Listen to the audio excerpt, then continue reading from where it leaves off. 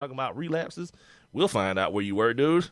As soon as you get busted for the first drug test or some idiot post you on Instagram again, like doing blow off some stripper's back or something. So it'll come out in the wash, is what I'm saying. We talked to you guys last week about the rule proposals that were headed towards the competition committee. That's happening actually this week. They're out in Arizona. The owners having the annual owners meeting out in Arizona. I kind of quickly went through it last week as far as the different rule changes. They're still talking about, these dudes are still talking about playoff expansion, man, which it's the money grab, B. Like everyone's out to get more money. Like there's never enough money. The other thing that they're talking about out there is this whole LA expansion. Like my man in St. Louis is like, it's a done deal. I don't care what y'all talking about. Like I don't need because they want it to be a 2-team situation. That's why Oakland and the Chargers, or the Raiders and the Chargers, are like, okay, we cool. We'll go out there to Carson City or whatever, and we'll share the stadium. But my man in St. Louis is like, look, I'll build it for 2 teams, like with 2 home dressing rooms and 2 office complexes and all this kind of stuff. But like, because I don't need nobody else money, I'm gonna kind of want it to myself for the first couple of years, if not longer. And so that's like the sticking point. But the homeboy in St. Louis with the Rams, yeah, there's like that to me. If I had to put a bet on from everything I've read, and I'm not really as versed as maybe I should be on it, yeah, it's gonna be that St. Louis situation is what's gonna happen out there. Like you're gonna have the LA Rams again for a second go around, as the Los Angeles representative for the NFL. Some of the rule change. Oh well, not rule change. This rule isn't going to be changed, but for whatever reason, they're saying it's going to be clarified. Everyone saw the Dez Bryant catch non-catch in the NFC Championship. Now it's going to be clarified from making a football move to, I think the wording is now the pass catcher has to clearly become a runner for it to be a catch.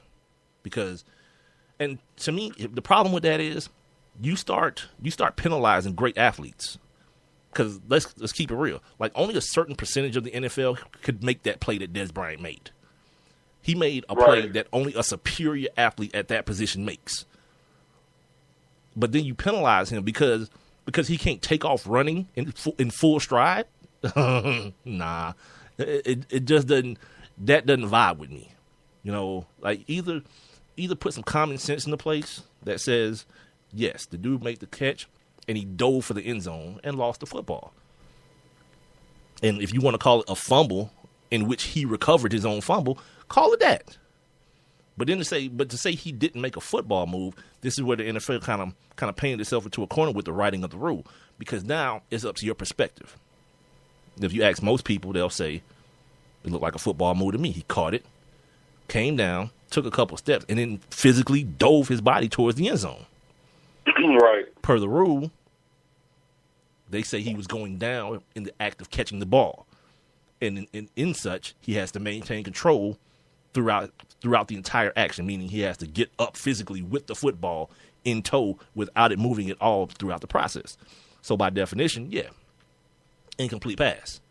But by common sense and just someone's football watching eyes seeing it, it's a catch. Bill Belichick don't want to do this thing. They want to do 2 things. Here's the ironic one. They want more cameras on the field. Well, definition of irony, Bill.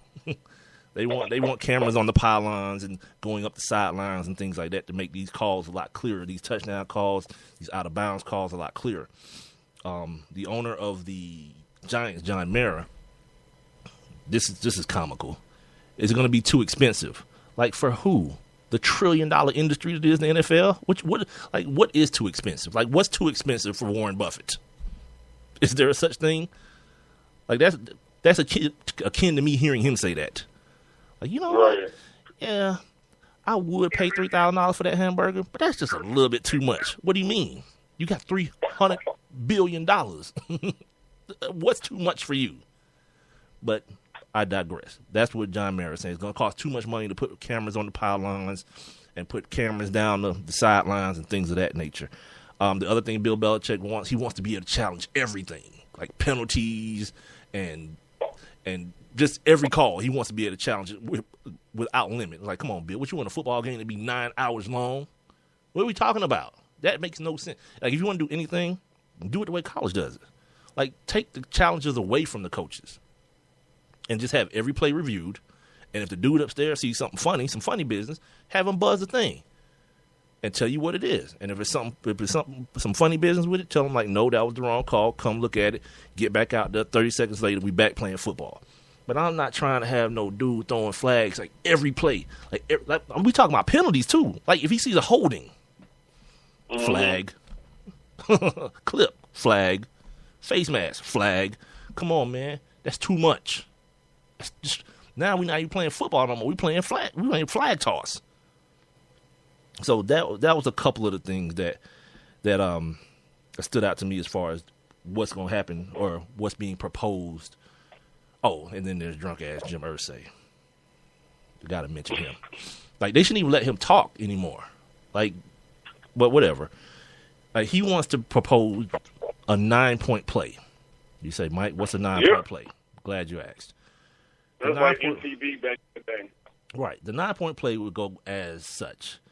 You would be able to, score your touchdown, get your 6, kick your extra point, but then be given an option to then move the football back to kick another 50-yard kick that will count for another 2 points, which will give you a total of 3 points at the end of your 6th, which will equal 9. That, along with moving the spot of the extra point to the 1-yard line to promote people going for two more often than not. Mm-hmm. So I know I probably missed one or two, but I don't feel like looking for the actual article. I have it somewhere here, but that's the basic outline. Oh, the other good thing about next year, if you cheer for a team that sucks, which I think the Atlanta Falcons might qualify for that term based on what they've done the last 2 years. No, seriously. But here's the thing.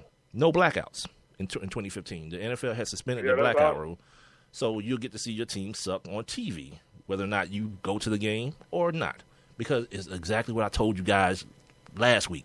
Your ticket money don't matter. It's about the TV deals.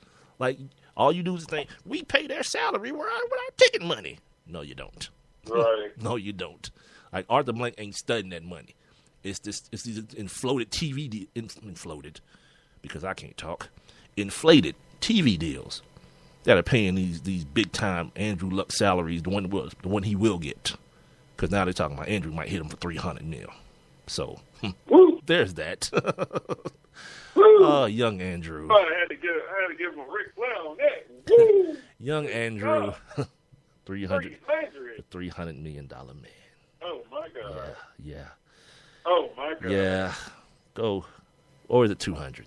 I think it's 200. I think I added 100. Well, I think it's that's 200. enough to get horny about right there.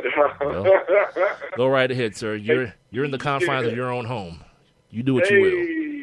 Hey, somebody call me and tell me they want to give me, $300 million. Hey, boy. Woo. Well. Ain't no telling what I do to myself, boy. See, strictly N-word stuff right there. Like, oh no, I'm just saying, immediately. like before I look, I just it would just be a huge party of just with myself, dog. Like, God, whew, spare me the imagery. I get brand new on a lot of folks, boy. Oh, of course. My God. Like, that's the one thing you'd never have to worry about me doing, keeping it real. Not me, homeboy. I'm keeping it as fake as possible because I'm out this piece. Hey, bro. Yeah, keep it real. Speaking of keeping it real, man, something real crazy happened. That Chris Johnson story. I think I talked about that the day you had something to do though, because I kind of equated it to my man. Chris Johnson getting shot. Oh, yeah. so I ran back here in Atlanta. Yeah, man, and it got real weird at the funeral. Like, people wanted to kick Chris out. They were like blaming him because for some reason, or not for some reason, somehow the guy who they were with people had been telling Chris not to hang out with the dude because he just done a bid for I don't know, attempted something or the other. I read that. Ironically, he's in jail now again, but people were blaming Chris. You know how black folks get you know how black folks get overly emotional at funerals, like that whole "oh Lord, take me, don't take him, take me." Yeah, if the opportunity really happened, you really don't want to go. So Aunt Mabel, put your dress down. But no, they tried to kick him out the funeral, and the guy who died, his mom was like, "Nah, you stay. You know, don't worry about that. You stay. You here with me." You know, and they said Chris was very respectful. Like he didn't act N-word-ish or anything. He didn't make a stint about it. They just said he looked real sad. You know, because obviously his boy just passed. He was sad about it, and he was about to leave. You know, he didn't want to make no problems, but the guy's mom, you know, had him stay, and he stayed for the whole thing, and it went off without a hitch. But you know, it's an unfortunate situation, man. And like Jay Glazer wrote about it, like Chris Johnson, stop hanging around dangerous people. Like, here's my thing about that, you know, and you hear that a lot with people, but again, I'm doing my Dominique now, but I have said this before plenty of times. It's just another matter of the people who are writing, the authors of the story, not looking like the characters. Because it's very hard. Like when that Deshaun Jackson thing hit, when they cut him and start talking about it's because of the people he hung out with, and he's on Instagram with this type of person or that type of person. Like, how you tell somebody gang affiliated and all that? Yeah. How you tell somebody to stop trusting somebody that they've always trusted? You know what I mean? Like, how you do that? Like when you grow up, like this kid grew up in South Central Los Angeles, right? Trust is a big thing. When people grow up in the hood, trust is a big thing. So if you trusted this person your whole life, you 20-something years old, you've known this person since Pop Warner, and you've always trusted them. Like, I can understand the sensible part of you saying, I got a lot more money now, a lot more to lose, a lot more at risk. But what you're telling this person is, stop trusting the person you've always trusted and find new people to trust. Now that you're a millionaire, a multi-millionaire. How hard is that? Like, how hard of a task is that for somebody? Like, this is somebody I trusted when I was poor. So they know me from that. So if I'm ever poor again, chances are that person gonna still be there. But everybody that you meet while you rich, look, just ask Michael Vick. The dude that gave away all his money to the nail lady. Yeah, say that. You try to trust new people when you get money. But but see that situation, that was somebody telling him, you know, oh, you need to put your money with her. Exactly. Like, you know. Exactly. But the people, but remember now, the very people that he trusted, are the very ones that inevitably, you know, got him in trouble. Oh, we're not going to have that conversation, Rob. We're not. In what trouble? What trouble are we talking about, first of all?